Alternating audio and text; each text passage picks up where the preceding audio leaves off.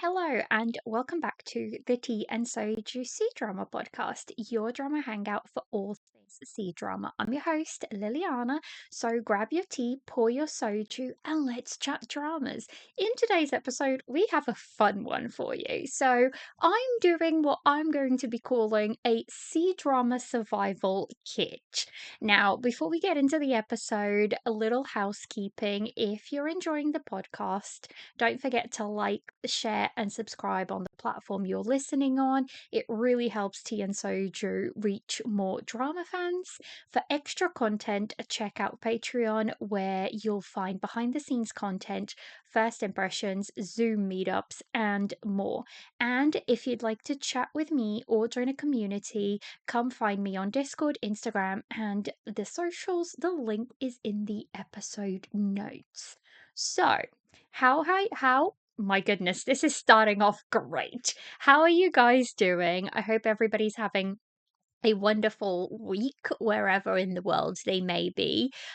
We in the UK are getting rain, and by the UK I mean England because apparently Scotland's been getting rain constant for 2 weeks. But we have been having really, really high temperatures over here, at least where I am in England. And the heat kind of broke now, and we're back to rain. So here we are. Here we are. And yeah, I hope that's not the case for you guys. I hope you're having a wonderful summer. This is just what a British summer is, anyways. But yeah, I'm excited for this episode. I think it's going to be a fun one. But before, I need to show you guys this. This is so chaotic already, but you guys, if you're regular listeners, you know Tea and Soju is a chaotic place to be at, anyways. But my friend got me the best gift and I need to share. So, if you don't know, I'm a huge BTS fan, an army, and I got to see them in London in July. So, very, very excited. And she got me a birthday gift. And look at this. Isn't this? I don't know if you guys are going to be able to see this, but it's basically a tumbler with, all of their names and every single song on Arirang. So I am in love with this. It's the best gift ever. And if you're not watching this, if you're just listening, it's basically, like I said, a tumbler with the army logo, with the, BTS logo, and it's got all of their names on, and it's got like all of every single song from the Arirang track, like all over it. The swim one, for example, it's a boat and then it says swim on it. So it's really, really cool. I'm in love with it. And I'm sure it'll become a regular on the podcast because I always have something to drink with me. Because when you're chatting for that amount of time, your throat gets dry. So, plenty of drink. So I think this will become a regular thing alongside my, teacups. I don't think you get to see them that often because obviously I will pause, and unless I'm recording with guests, if I'm recording with guests, then you can sort of drink while everybody else is chatting. But if you're just doing it by yourself, you can't really do that. Um, but yeah, I'm excited. Let's get the rambling out of the way and get back into this episode. So, last week we did a mid year review, and that really got me thinking about. I don't know, it got me into more of a reflective mood, let's put it that way. And by that, I mean, it got me thinking, do you know what? What would I say to my 2018 C-drama starter girly, as in me in 2018, starting Chinese dramas? What would I say to her? Because I've learned so many things along the way, and a lot of those things were learned the hard way, let's put it that way. And, I thought this would make a fun episode. And since there's not a lot of dramas, we're ramping down. I think there is literally after today's episode, there is two more episodes of season 4, and that is it. One of them is going to be the 4th year anniversary episode, and then there's going to be a currently watching episode, and then that's it for season 4 until, I ramp back up for season 5 in October at some point. So I thought this would be a fun episode to get going. And the question that kind of popped me off is, somebody actually asked me this, and I think this would make for a fun episode. And the question was, if I could go back to 2018 and give myself some advice about watching C-dramas, what would I tell her? So, what would I tell my 2018, beginner rules that I would share with her? And the thing is, I started right at the end of 2018, like literally in the last week of 2018. So it's almost like, really, it's 2019, but we discard that. So I am going to set my rules, as in, what would I put in my survival kit, in my C-drama survival kit, now, 8 years down the road. Let's start with choosing a drama, because that is very important. When I think when you're at the beginning, you either go one of two ways. You either, watch somebody that you really, really like, and by doing that, you then follow them to every single drama they've done, which can be great, but I would, it would be interesting. If you think of your favorite actor, I'm sure they have at least 2 or 3 dramas that absolutely suck. So, not every actor out there. Actually, I don't think there is one single actor that I can think of that has done, every single drama of theirs is good. I just don't think that's a feasible thing, because it's not on them, to have to do all of that. But let's put, let's get into this. Choosing a drama. The poster is lying to you. That is one of my fundamental things nowadays. In the beginning, I think I would really look at dramas and I would look at posters, because that is your first impression of a drama. Whenever a drama is announced, or whenever, a date is confirmed, whatever it may be, that always tends to follow with one of two things: a poster, or, a new behind the scenes, or it could also be a new trailer for the drama, and you take those at face value. Nowadays, I don't take those at face value, because I feel like half the time they may very well be lying to you, and that's not always a great, a great thing to rely on. So, what do I exactly mean by that? What I mean by that is, a beautiful poster doesn't necessarily mean a good drama, as well as,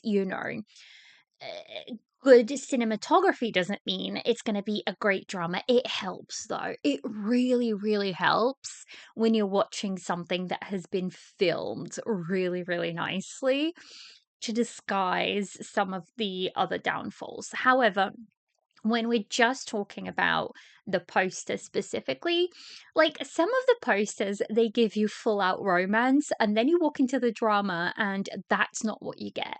That is absolutely not what you get, and you get disappointed. And that has happened to me so many times. In the beginning, I would be like, oh, the poster looks great. I'm so excited for this. And nowadays I'm like, I don't think I can trust the poster just because it looks beautiful. On the same mind thought, and into this, first category, would be, don't trust the synopsis either, because that happened with me just so recently with, oh my goodness, what's the drama? That is going to bug me incredibly.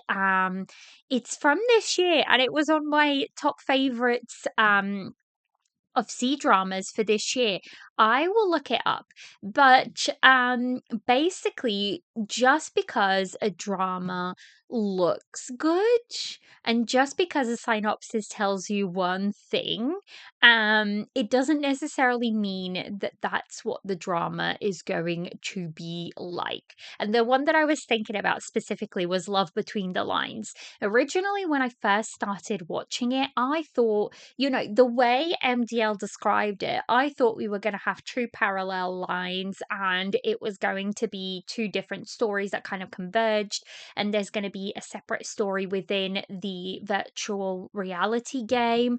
And then when we came down to it, that was absolutely not what was happening. And I felt a little bit miffed. And I was like, how did I allow myself to fall into this? Because I've been here before and I should know much, much better that that is not, where we need to be. We don't trust the synopsis all the time, simply because sometimes they are very much wrong. And that, like I said, that has happened to me way too many times. And even now it happens to me, and I try really hard not to, because yeah. So that is two things that are make drama choosing harder. And it's something that I've learned the hard way, just through, trial and error.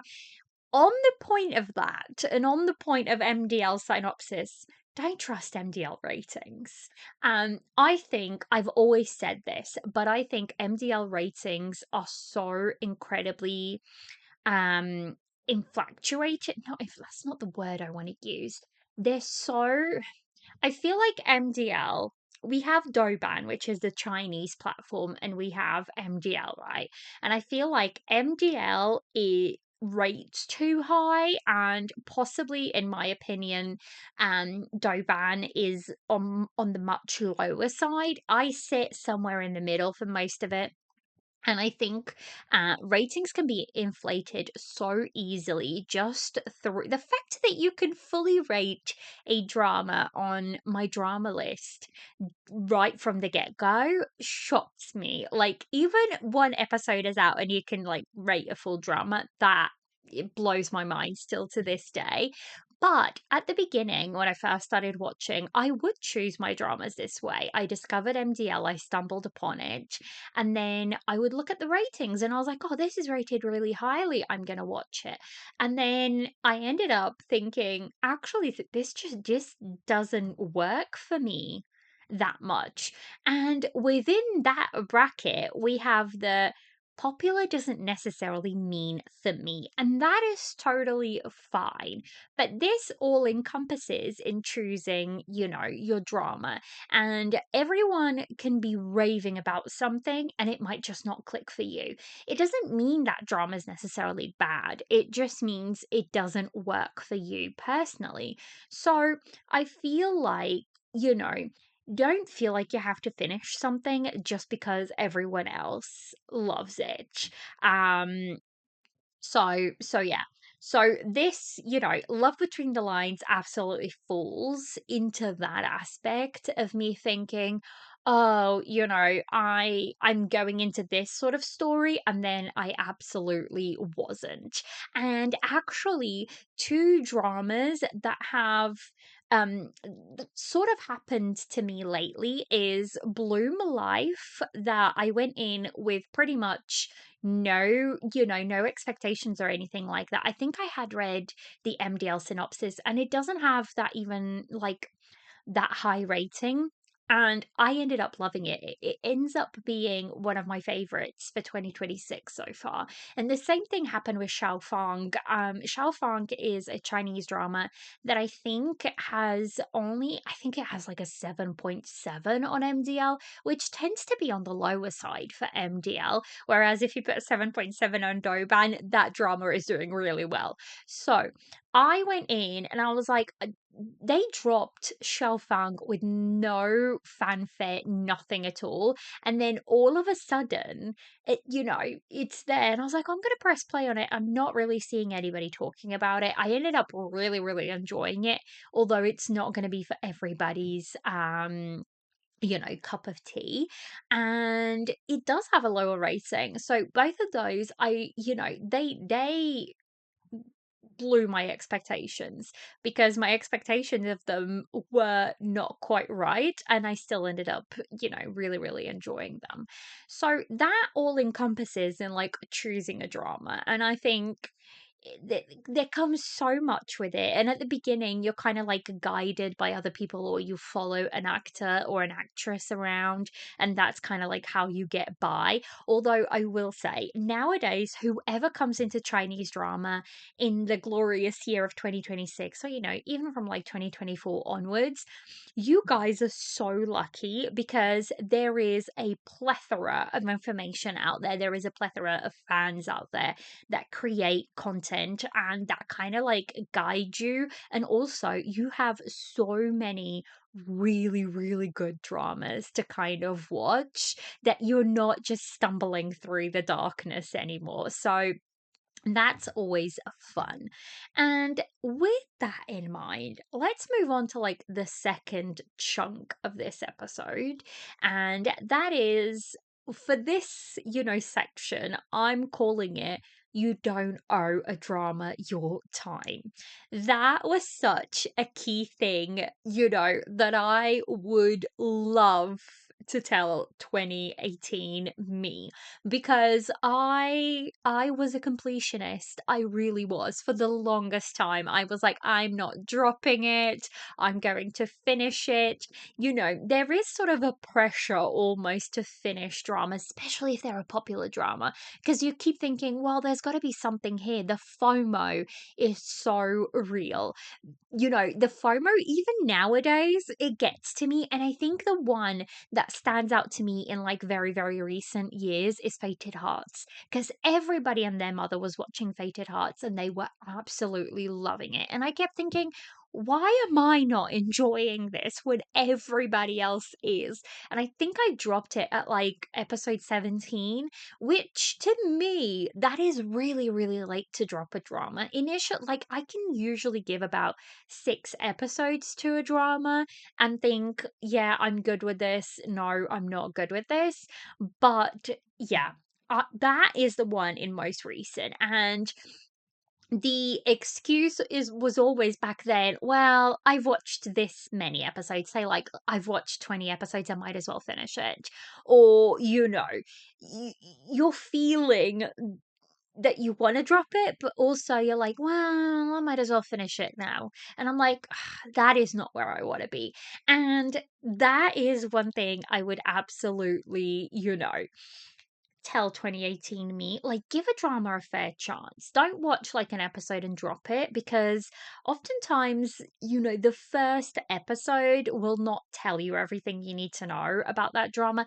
Obviously, there are certain things for certain people that just will not work. And if that's there from episode one, then you know right away the drama's not going to work for you. But I think everybody has a learning curve, and I think everybody has a spot where they learn their dropping point. Although that might not be the case. Like, some people just stay completionists forever, and that's absolutely fine too. That wasn't the case for me. I am so much more ruthless right now, but also I have become so much better at picking dramas that I will actually enjoy, that I don't tend to drop that many anymore, because I just don't even start them. So I do really, really think that was one of the things that you know worked for me, because even in the hot takes episode, this drama came up in the hot takes episode, and it was, oh my god, was it Intentional Love? This is how bad it is that I forget the name constantly, because I hate it that much. I don't know why I finished that drama. And I don't know why I pressed play on season 2 because I hate that drama. I gave that drama like a 3 out of 10 on MDL. Is it invented love? No, it's not invented love. Intentional love? It's not intentional love. It's going to bug me. This is how bad it is that I've blocked the name in my mind. But we just talked about it. Jess and I were exactly on the same wavelength about this one. So you know, you don't owe a drama because you end up like hate watching it. And who has the time or want to be doing that? Not me. Not me. So that is just not, you know, not something that I want to do anymore. And that was one of the hardest things that I had to learn about Chinese dramas was where was my dropping point?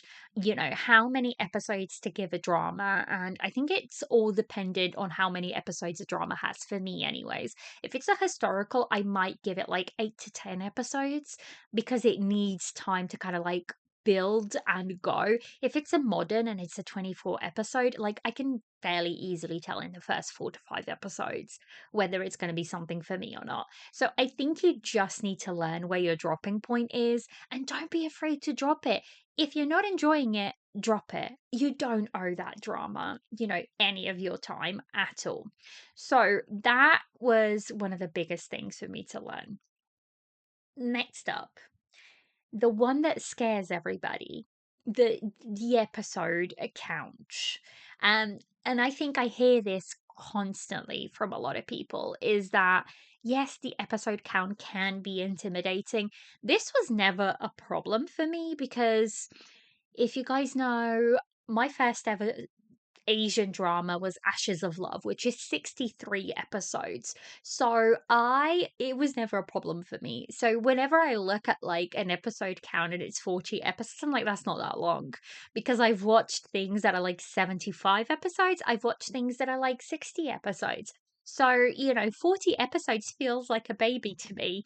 And I think a lot of the people that are used to these episode counts, they don't, whenever they see something that is like 70 plus episodes or whatever it may be, they get scared.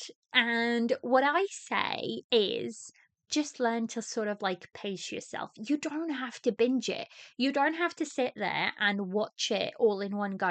It can take you months to watch a drama, and that's absolutely fine. Just don't take it in small, strides. Weekly watching, like do it in a way that you'll say, oh, I'll watch 2 episodes a week. It's not a competition. It's not a competition at all. So I think a lot of people are scared of these high episode counts because they look at it and they just look, oh, it's 70 episodes. How am I gonna, you know, if you break it down into these, smaller chunks, then it works really well. Unless you're a binger. Like, if you're a binger, then go ahead and binge. But I really do honestly think that high episode counts should not scare you from a drama. And like I said, if it is intimidating, it's not a race. You can sort of take it at your own time, take it at your own pace. Sometimes a drama is just more enjoyable when you don't watch 10 episodes at a time. So watch it like, I don't know, watch it like a telenovela. Watch it like a telenovela, an episode an evening, or a couple of episodes a week. Watch it like a K drama, 2 episodes a week. I don't think it's going to really affect your enjoyment. And then if you really, really get into the stride of it, watch more episodes in one go. There's nothing stopping you from just pacing yourself however you want. So yeah, filler exists. That's the thing. So I think a lot of the people, whenever they see 70 episodes, they also assume, oh, I'm gonna be there's going to be filler in this. And yes, pretty much every drama out there has some sort of filler. If it's a long formatted drama, that's just the way it is. But some stories really do warrant 70 episodes or so, especially if you're doing like harem dramas or if you're doing politics dramas. Like, you want things to be able to move freely without the constraint of, 30 episodes, 40 episodes. You want the story to breathe. So yeah, that is one thing. The other thing that kind of encompasses in this is don't go. This is a mistake that I used to do at one point. I don't do it as often anymore. My currently watching lists tend to be shorter, and whenever they aren't shorter, whenever they are longer, they tend to be varied dramas. What do I mean by this? Don't start 5 historical dramas in one go, because all of a sudden you have 3 princes, 2 evil uncles, 4 political factions, and 17 names per person to keep track of. And you're like, which drama is this belonging to? So I think a lot of people, they will want to, be watching all of the dramas at once, and that will get confusing. No matter how seasoned of a drama watcher you are, that will get confusing, especially if plots overlap and plots are similar. You will get lost. You will get lost in the 17,000 characters that you've got to keep track of. So I highly, highly recommend, if you do want to have that many dramas on the go, have them, but keep them like different enough that you will be fine watching that many dramas. My confession, at once, I think the largest number I've had on my currently watching list is probably like 17 dramas in one go. Don't ask me how, don't ask me why, because I obviously did not have time to be watching 17 dramas at once, but apparently that's what my watch list was telling me. So 17, and worst of the worst was, at one point, I will never do this again, but at one point I was watching 3 dramas at the same time with the same actor.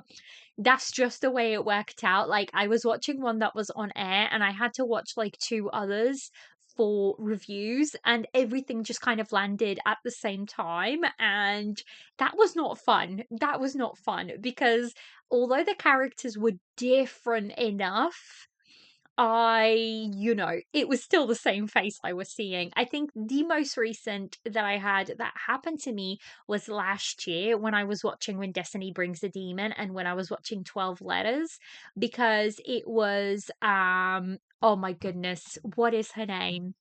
The female lead was the same in both. And see, this is the thing. All I can think is Bao Bao. Bao Bao, which is her character from Nobody's. I'm gonna have to look her up now. But yeah, but that wasn't too bad. And what I mean by that is because one is a modern day and one is a high fantasy xianxia. So it was so different, and she was styled so incredibly different that, it worked out okay for me to be watching both of them um at the same time. But yeah, I don't intend on doing that again, because it was no fun to do. But look, we live and we learn. We live and we learn. But yeah. Wang Yinglu, that is the actress. I was watching her in both dramas at the same time, and but like I said, that wasn't too bad because they were very, very different. Um, but yeah, that was that part of of of my watching career. um I don't think this was actually not a problem for me right at the beginning, because I was very much a watch one drama, finish it, move on to the next. I think it became a problem for me when I started watching on air dramas, um because those were the the times where I wanted to be watching everything at once, and obviously that's just not feasible. So moving swiftly along onto the next survival, you know, part of this kit is don't let other people's opinions ruin your watch experience. This was something that at the beginning had no effect on me for a couple of months until I dived into places like Twitter and Reddit, and then very swiftly came out of them because people can get ruthful. They can get so mean. And yeah, stop reading those comments if you're enjoying something. To me, it's really, really hard sometimes to be watching something and to be fully enjoying it, and then somebody else come in and be like, oh, but I hate it, and this and this and this and this, and just like slogs into that drama. And I'm like, but I really like it. And that kind of takes away from my enjoyment of it a little bit. And it shouldn't, because we should be able to have those discussions. But when I'm in the, in the middle of really, really enjoying something, the last thing I want is to be seeing hate about it. So I just don't read the comments. That's what I started doing because it was getting to the point where it was just, the internet can almost make you feel like you're watching a drama incorrectly. Or they can almost make you feel like you're weird for liking something that everybody else hates or that they are specifically hating. And I think there's a fine line between criticizing the drama and then criticizing the people that are watching that drama. So comments can get really, really nasty. And also, this has become more true nowadays, not necessarily because I can't deal with the comments. Like, people will say what they want to say and people will think what they want to think, and that is absolutely fine. We don't have to watch and agree on the same dramas. However, spoilers are a real thing. And this is something that I would tell 2018 me. It would be don't go looking because all you'll find is spoilers. Actually, not even 2018 me. I think more specifically, as soon as I started the podcast, because once I started the podcast, I was so much more ingrained in the social media behind Chinese dramas in the West that, my FYP became very much C drama orientated. All my socials became very much C drama orientated, unless I'm like on my personal ones, which I don't go on that often. I tend to be on the podcasts ones. So, when that happens, you get spoiled so easily. And that can really, really, really, really take away your enjoyment of the show. Like, one comment can really ruin a whole viewing experience.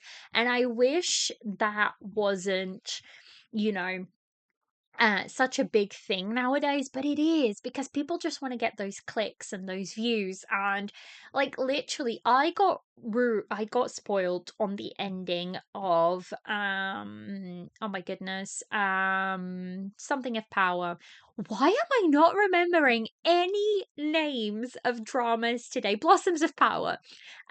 Literally within 30 minutes of the Fast Pass being out for the first 5 episodes, I got spoiled. And that did take away from my experience because, like, now I'm like, well, now I know what's happening. So it can really, really, really get frustrating. And I think once, it'd be great.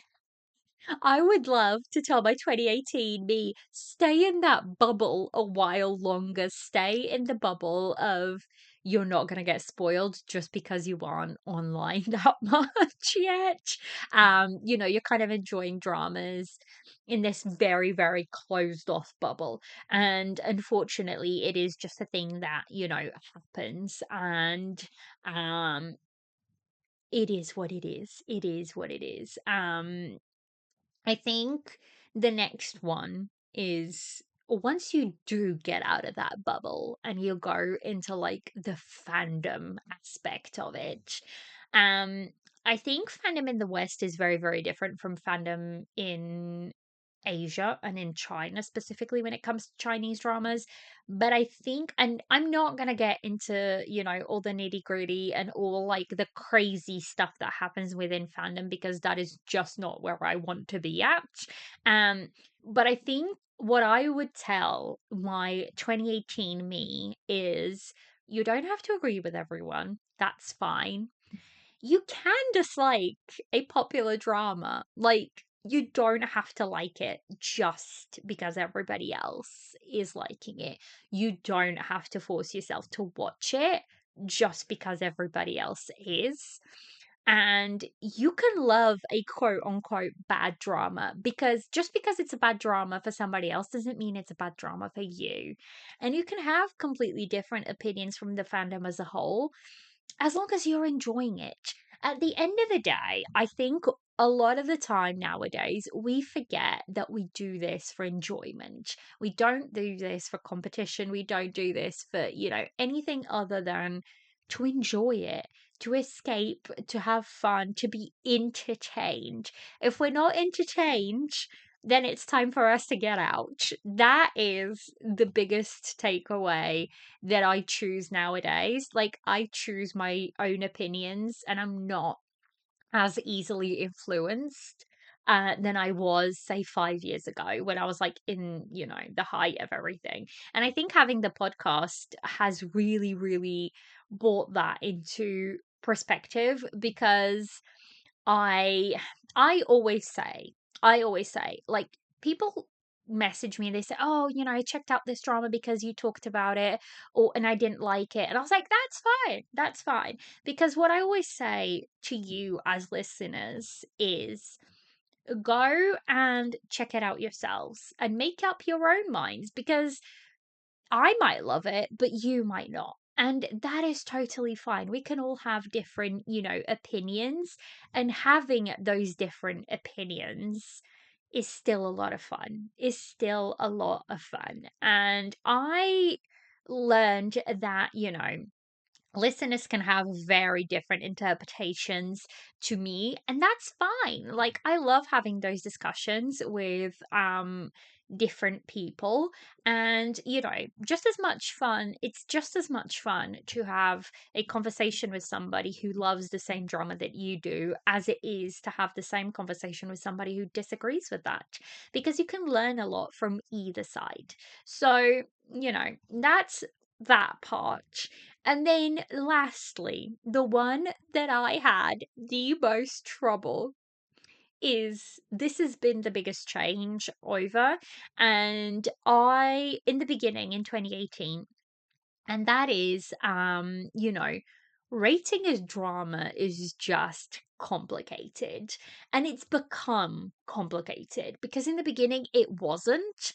And I wish I had been a bit harsher on things because now I look back at some of the ratings and I'm like, oh my god, why did I rate that so highly? Why did I rate that so highly? And I was so free with my ratings. Um, and I never really asked the question, is the drama good? Or am I just having a really good time watching it? And there is a difference between the two. And I wish I was a little bit more critical at the beginning because now I have like hundreds of dramas in my look, MDL tells me I have almost like 1100 dramas clocked on my completed list. We don't talk about that. We definitely don't talk about that. But there's so many dramas on there that are rated much higher than they should be. Because now I look back at it and I'm like, oof, that absolutely does not deserve that higher rating. Um, but good doesn't necessarily mean um enjoyable, or the other way around. Enjoyable doesn't necessarily mean good because it can be objectively flawed, it can be badly paced, it can be ridiculous, it can be melodramatic. And I'm putting into this category things like Maid's Revenge. Maid's Revenge is not a good drama. Did I have a well of a time watching it? Absolutely. Absolutely. I think like something like Overdue, for example, could probably fall into this category. It's not necessarily a good drama. It's fun to watch it, or, whoever watched it. I dropped it. I did. I will admit I dropped it. So, you know, there is those types of dramas. It can have all of those things and I can still love it. And the opposite can also be true. Like a beautifully made, well-written drama can also leave me, cold and be like, "Oh, that's not that interesting." And that's kind of like where the teacup system was sort of brought in. The five teacups are not necessarily, and I always say this, five teacups doesn't mean it's a perfect drama. It doesn't mean it's not flawed. It just means the flaws are there. I acknowledge those flaws and I don't care. That's what a five teacup drama is. So when I say Pursuit of Jade is a five teacup drama for me, that is what I mean. I know there's flaws in that drama. We talked about it extensively in the review. However, do I care enough to downgrade that drama? No, no, I can ignore them. I can ignore the flaws because I enjoyed my time watching it so much that the flaws kind of become irrelevant. They're there, but I also don't care. Um, you know, that is what it is. So, a really, really good question would be, what's the biggest difference between a drama I think is good and a drama I genuinely love? Like I said, Pursuit of Jade. Is it objectively good? No, it's not on the standing of something like Joy of Life or Nirvana, Nirvana in Fire, or, Love Like the Galaxy, because those dramas have better stories. They technically have better stories. However, I didn't rate those, except Love Like the Galaxy. I didn't rate those five teacups. I did rate Pursuit of Jade five teacups, and that is what I mean. My enjoyment of watching that drama overtook everything else because everybody was watching it and everybody was loving it, and we were all talking about it, and that feeds into your experience of watching a drama. So objectively good dramas are dramas where, to me, the acting is on point, the cinematography is on point, directing is on point, and the story is on point. When those three things really work well together, then you've got a really exceptionally good drama. And, for Pursuit of Jade, the directing was stunning. The acting was good. The story let it down a little bit in the second half. That is arguably always going to be a thing. But I still loved it so much because of the experience of watching it with everybody and you know, and the experience. Like, I was on pins and needles waiting for the next episode. So I think, you know, two things can be true at the same time. Something can be arguably not perfect because, again, I don't think any drama out there is perfect. Um, but it can be still be really, really good. You can still love it so much, even though there's flaws out there. So yeah. So the most important rule that I would tell 2018 me would be, watch what you actually want to watch. It took me forever to really learn this. And that's because, again, I was watching what everybody else was watching. I was following, actors and actresses around. And it took me forever to really, really learn this, to not turn C-dramas into homework, or don't watch something just because you feel like you should. Eh, don't finish something if you're not invested in it. That is not what we're here for. Um, don't let ratings dictate your watch list. I think all of these C-dramas are supposed to be fun and entertaining. If you're not entertained, get out. Don't stay. Don't stay somewhere you're not going to be entertained. And sometimes a 7 out of 10 drama rated can have you screaming at your television and be more memorable than a technically perfect 9.5 drama. So ratings can be so irrelevant a lot of the time, and I think we sort of need to remember that, because I used to be so religious. Oh, that has a good rating, I'm going to watch it. And now I'm just like, no, I'm gonna look at it, see what the director is like, see what everybody else. Is the plot interesting to me? Are the actors interesting to me? Is the director interesting to me? Is the drama interesting to me? And then decide whether I want to watch it or not. So, let's wrap this up. I feel like this episode was a little bit chaotic. It was a little bit waffly and probably a little bit all over the place. But hopefully, you guys, enjoyed me chatting in a more, in a more relaxed way and just let my brain wander wherever it may go. I kind of just had like some topics down and I just kind of went with what the topics that I had written down.